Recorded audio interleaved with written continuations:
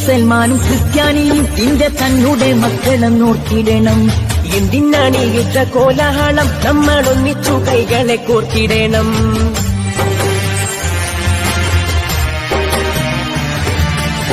മുസൽമാനും ക്രിസ്ത്യാനിയും നിന്റെ തന്നുടെ മക്കളെന്നോർത്തിടണം.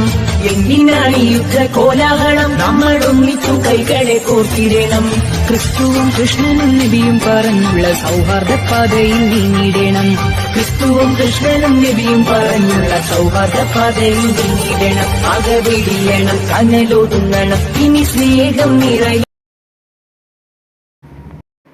അങ്ങനെ ഒരു നീക്കം ഉണ്ടാവുന്നില്ല. അങ്ങനെ ഒരു നീക്കത്തിന് ഒരു ചലനത്തിന് വേണ്ടി ശ്രമിച്ചാൽ തന്നെ അത് ചുവപ്പുനാടയിൽ കുടുങ്ങി അവിടെ കിടക്കുകയാണ് ചെയ്യാറുള്ളത്. എന്തുതന്നെയാലും അതിന് മുന്നോടിയായി ഞാൻ നേരത്തെ പറഞ്ഞ, അതായത് എന്തുകൊണ്ട് അനുസ്മരണ പരിപാടികൾ നടത്തുന്നു എന്നുള്ള ഒരു ചെറിയ മറുപടി മാത്രമാണ്. അപ്പോൾ ഇവിടെ രാമമാഷും മാമമാഷൊക്കെ ഉണ്ടായിരുന്ന കാലത്ത് നമ്മൾ മറ്റുള്ളവരോട് അതുപോലെ ആകാശവാണി തുടങ്ങിയ പല സംഘടനകളോടും യോജിച്ചുകൊണ്ട് കാസർഗോഡ് വലിയ വലിയ ഒരുപാട് പരിപാടികൾ നടത്തുന്ന രാഘവമാഷ സജീവമാണ്. അതുപോലെ അദ്ദേഹത്തിന്റെ സാഹിത്യപ്രവർത്തനം വളരെ മനോഹരമായ ഒരു കയ്യെഴുത്തായിരുന്നു രാഘവമാഷ. എനിക്കറിയാം, അദ്ദേഹം അവിടെ നമ്മൾ ഇന്നൊരു കടലാസിൽ വന്നിട്ട് സാധനം എഴുതുകയാണെന്ന് പ്രസ് റിലീസൊക്കെ തയ്യാറാക്കുകയാണെന്ന് വളരെ സാധിക്കുന്ന വളരെ മനോഹരമായ കയ്യെഴുത്താണ്. അതിനിടെ ഞാൻ പിന്നെ അത് ടൈപ്പ് ചെയ്യണമെന്നുള്ള ഒരാവശ്യം വരാറില്ല സാധാരണ. അങ്ങനെയുള്ള ഒരു രാഘവമാഷ എനിക്ക് നന്നായി അറിയാം. അതുപോലെ തന്നെ അദ്ദേഹത്തിന്റെ കൃതികളെ കുറിച്ചൊക്കെ ഇവിടെ സ്വാതന്ത്ര്യ സംഘത്തിൽ സൂചിപ്പിക്കുകയുണ്ടായി. ഏകദേശം 20-ലധികം കൃതികൾ അദ്ദേഹം മലയാളത്തിലേക്ക്, കന്നഡയിൽ മലയാളത്തിലേക്ക് കൊണ്ടുവന്നു. അതുപോലെ തന്നെ 7ഓളം കൃതികളാകുമ്പോൾ മലയാളത്തിൽ നിന്നും കന്നഡയിൽ.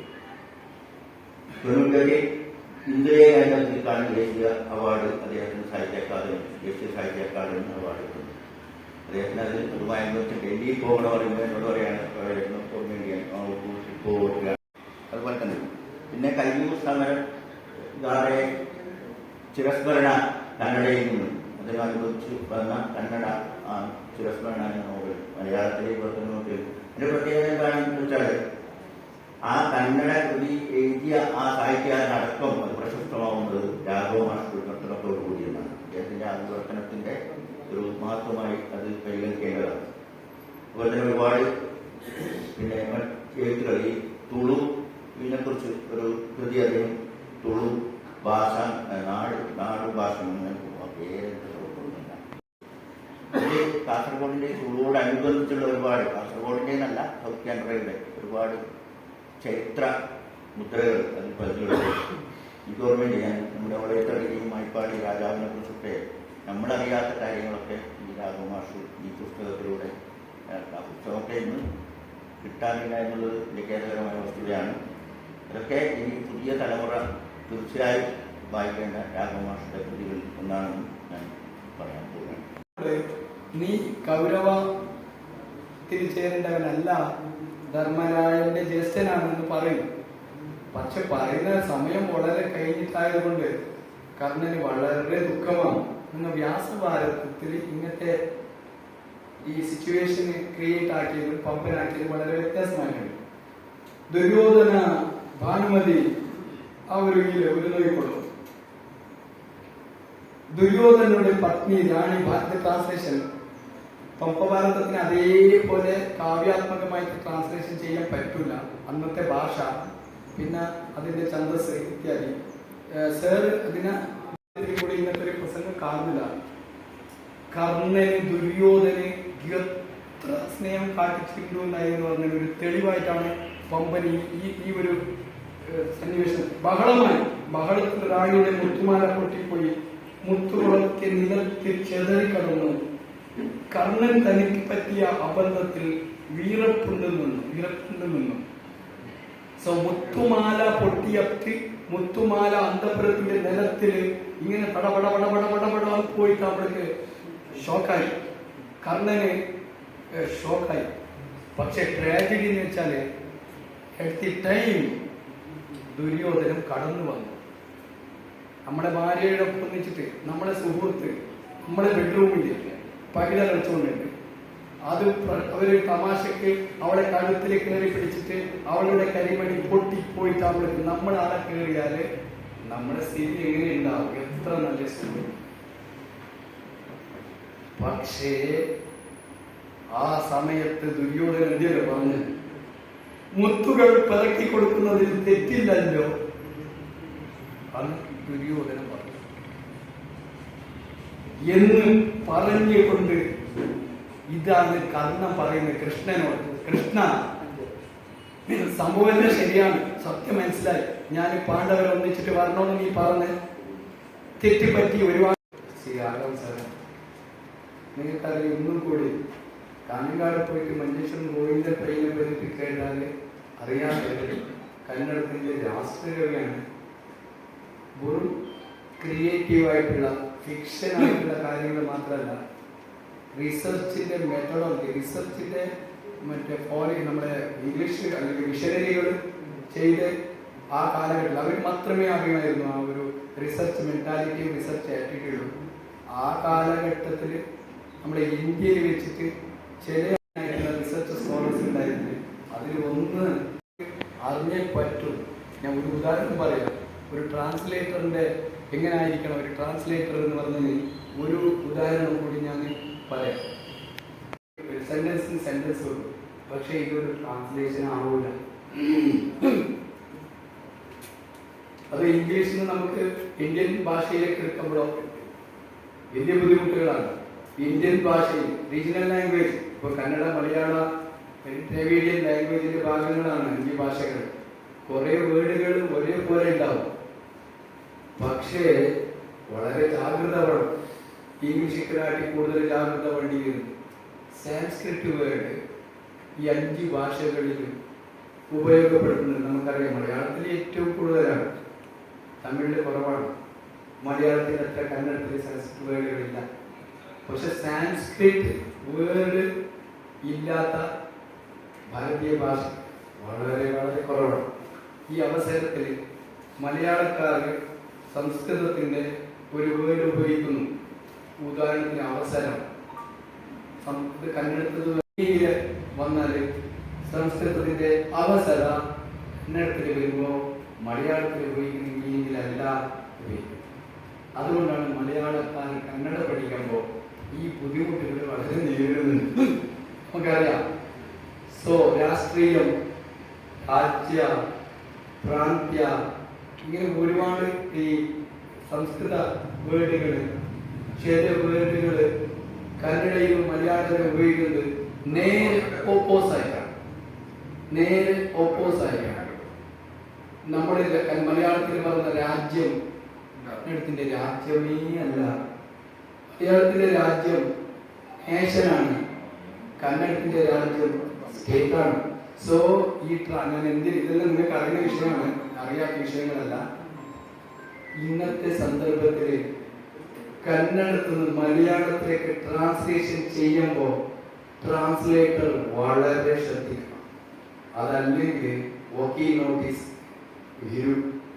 റൈറ്റർ. സോ ഇന്നത്തെ കാര്യം ഈ രാഘവ പ്രൗഢിയമാണ്. അതാണ് നമ്മൾ സാധാരണയായിട്ട് ഈ ട്രാൻസ്ലേഷൻ വിലയിരുത്തേണ്ടത് ഇങ്ങനെയാണ്. ഞാനൊരു ഉദാഹരണം പറയാം. രാഘവൻ സർ പക്ഷേ ദിവ്യ എന്ന് പറയുന്ന ഈ വേർഡിന് കന്നഡ സംസ്കാരത്തില് ഒരുപാട് അർത്ഥങ്ങളുണ്ട്. അത് കൾച്ചറിന് ബന്ധപ്പെട്ട അർത്ഥങ്ങളാണ്. ദിവ്യ വളരെ ലിറ്റററി ആയിട്ട് വളരെ ബാക്ക് പോകുന്നത്. പക്ഷെ ആദ്യത്തെ കവി പമ്പനാണ്. എന്തെന്ന് വെച്ചാല് നമ്മുടെ നീ കൗരവത്തിൽ ചേരേണ്ടവനല്ല, ധർമ്മരായന്റെ ജ്യേഷ്ഠനാണെന്ന് പറയും. പക്ഷെ പറയുന്ന സമയം വളരെ കഴിഞ്ഞിട്ടായതുകൊണ്ട് കർണന് വളരെ ദുഃഖമാണ്. നിങ്ങൾ വ്യാസഭാരതത്തിൽ ഇങ്ങനത്തെ ഈ സിറ്റുവേഷൻ ക്രിയേറ്റ് ആക്കിയതും പമ്പനാക്കിയതും വളരെ വ്യത്യാസമായിട്ടുണ്ട്. ദുര്യോധന, ഭാനുമതി ആ ഒരു നോക്കിക്കൊള്ളു. ദുര്യോധനയുടെ പത്നി റാണി, ഭാരത ട്രാൻസ്ലേഷൻ പമ്പഭാരതത്തിന് അതേപോലെ കാവ്യാത്മകമായിട്ട് ട്രാൻസ്ലേഷൻ ചെയ്യാൻ പറ്റൂല. അന്നത്തെ ഭാഷ, പിന്നെ അതിന്റെ ഛന്ദസ് ഇത്യാദി. സർ അതിനെ കൂടി ഇന്നത്തെ ഒരു പ്രസംഗം കാണുന്നില്ല.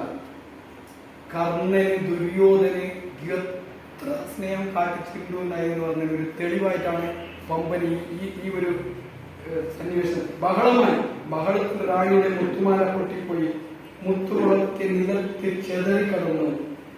കർണൻ തനിക്ക് പറ്റിയ അബദ്ധത്തിൽ വീറപ്പുണ്ട് നിന്നു. സോ മുത്തുമാല പൊട്ടിയത്ത് മുത്തുമാല അന്തപുരത്തിന്റെ നിലത്തില് ഇങ്ങനെ പടപട പോയിട്ട് അവൾക്ക് ഷോക്കായി, കർണന് ഷോക്കായി. പക്ഷെ ട്രാജഡി എന്ന് വെച്ചാല് അറ്റ് ദി ടൈം ദുര്യോധനം കടന്നു വന്നു. നമ്മുടെ ഭാര്യയുടെ ഒപ്പം വെച്ചിട്ട് നമ്മുടെ സുഹൃത്ത് നമ്മുടെ ബെഡ്റൂമിൽ പകിട കളിച്ചുകൊണ്ടുണ്ട്. അത് അവര് തമാശക്ക് അവളെ കഴുത്തിൽ കയറി പിടിച്ചിട്ട് അവളുടെ കരിമണി പൊട്ടിപ്പോയിട്ട് അവൾക്ക് നമ്മളാളെ കയറിയാല് നമ്മുടെ സ്ഥിതി എങ്ങനെയുണ്ടാവും? എത്ര നല്ല സ്ഥിതി. പക്ഷേ ആ സമയത്ത് ദുര്യോധനൻ എന്തിനോ പറഞ്ഞു, മുത്തുകൾ പിറക്കി കൊടുക്കുന്നതിൽ തെറ്റില്ലല്ലോ അന്ന് ദുര്യോധനൻ പറഞ്ഞു. എന്ന് പറഞ്ഞുകൊണ്ട് ഇതാണ് കർണൻ പറയുന്നത് കൃഷ്ണനോട്, കൃഷ്ണ സംഭവം ശരിയാണ്, സത്യം മനസ്സിലായി, ഞാൻ പാണ്ഡവരെ ഒന്നിച്ചിട്ട് വരണമെന്ന് നീ പറഞ്ഞ് തെറ്റിപ്പറ്റി ഒരുപാട് എനിക്ക് കാണിച്ചു തന്നത് രാഘവ മാഷാണ്. മറ്റൊന്ന്, ആദ്യത്തെ കവിതാ സമാഹാരം കാസർഗോഡ് കലാക്ഷേത്രം പ്രസിദ്ധീകരിച്ചപ്പോൾ അതിന് കേരള സാഹിത്യ അക്കാദമിയുടെ കനകശ്രീ എൻഡോമെന്റ് കിട്ടി. ഇത് കിട്ടിയപ്പോൾ അത് വാങ്ങാൻ പോയി MT വാസുദേവന്റെ കയ്യിൽ നിന്നാണ് വാങ്ങുന്നത്. ഇതെല്ലാം കണക്ഷൻ നോക്കണം. അന്ന് രാഘവ മാഷ്ക്ക് പ്രൈസ് സമ്മാനം കിട്ടിയിരുന്നു, അവാർഡ് കിട്ടിയിരുന്നു, വലിയ അവാർഡ്, വിവർത്തനത്തിനുള്ള അവാർഡ്. അപ്പോൾ ഈ വിവർത്തനത്തിനുള്ള അവാർഡ് മാഷ്ക്ക് കിട്ടുന്നു, ഞങ്ങളൊരേ റൂമിൽ കുറേ സമയം ചെലവഴിക്കുന്നു. ആദ്യത്തെ സമാഹാരത്തിനും ആ അനുഗ്രഹം മാഷിനേത് കിട്ടിയിട്ടുണ്ട്.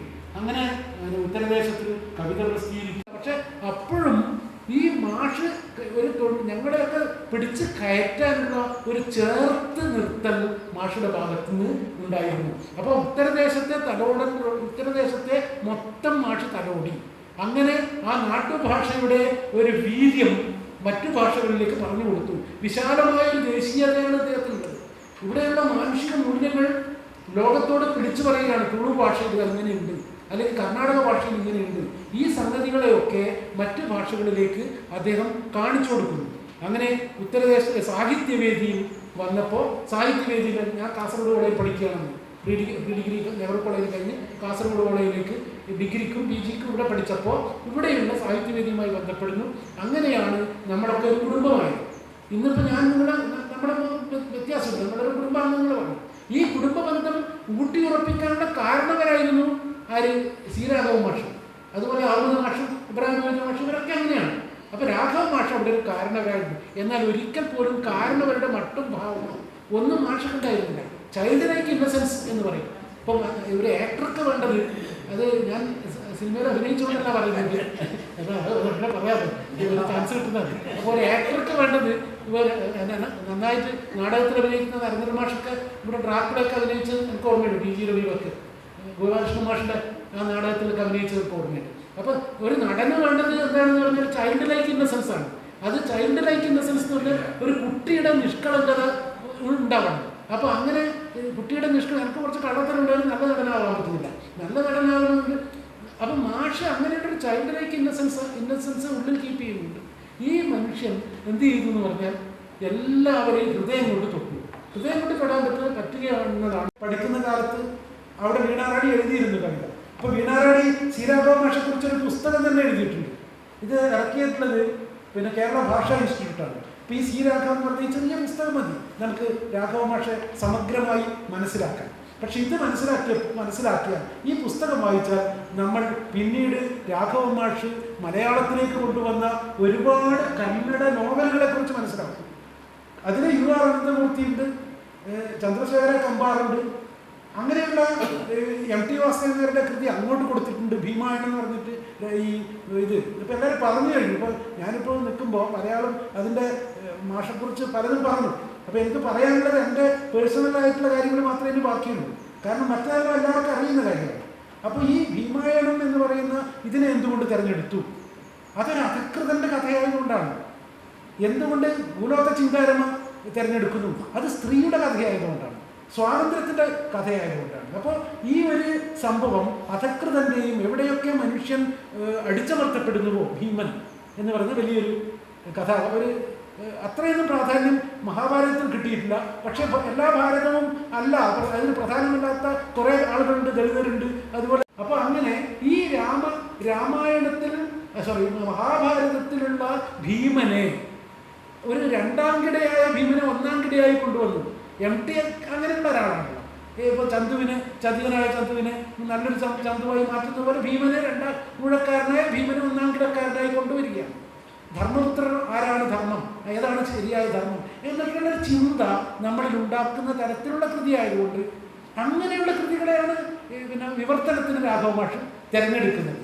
അപ്പോൾ രാഘവ മാഷ് എന്ന് പറഞ്ഞാൽ ഉത്തരദേശത്തിൻ്റെ പത്രാധിപരായിട്ടുണ്ടായിരുന്നു. ഇവിടെ മുജീബർ വിളിക്കുന്നുണ്ട് ഇപ്പോൾ.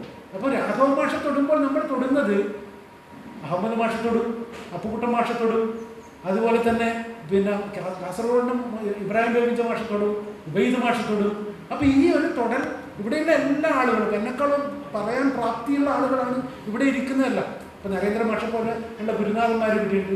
അതുപോലെ അത് കണ്ണു കാണാത്ത സമയമാണ്, വായിക്കാനും അധികം പറ്റാത്ത സമയത്ത് ഈ മാഷ് എന്ത് ചെയ്തു പറഞ്ഞാൽ ഇത് ടാപ്പിൽ പകർത്തും. ഈ പകർത്തിയത് അമ്മ പിന്നെ ഇത് പിന്നീട് പകർത്തിയെഴുതി. അങ്ങനെ അമ്മ എഴുതി, മാഷ് പറഞ്ഞ് അമ്മ എഴുതിയ കുറേ നോവലുകൾ വന്നിട്ടുണ്ട്. അതൊക്കെ കാണിച്ചു തന്നു. അതിൻ്റെ കൂടെ ഒരു ചെറിയ പുസ്തകം കണ്ടു, 20 ജാലവിദ്യകൾ.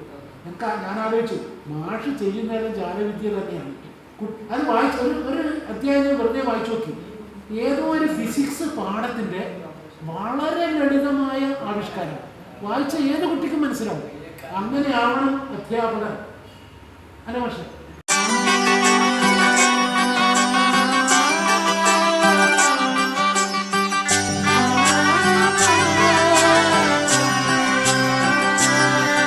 ഇവളണിയും പൊന്നല്ലേ, കനവുണരും ദിനമല്ലേ, മുഞ്ചത്തി പെണ്ണിൻ നിൻ മനം, പെണ്ണഴകിനു മിഴിവേകി എന്നെന്നും നിന്നില്ലേ, മാറ്റേറും പൊന്നിൻ താരമേ.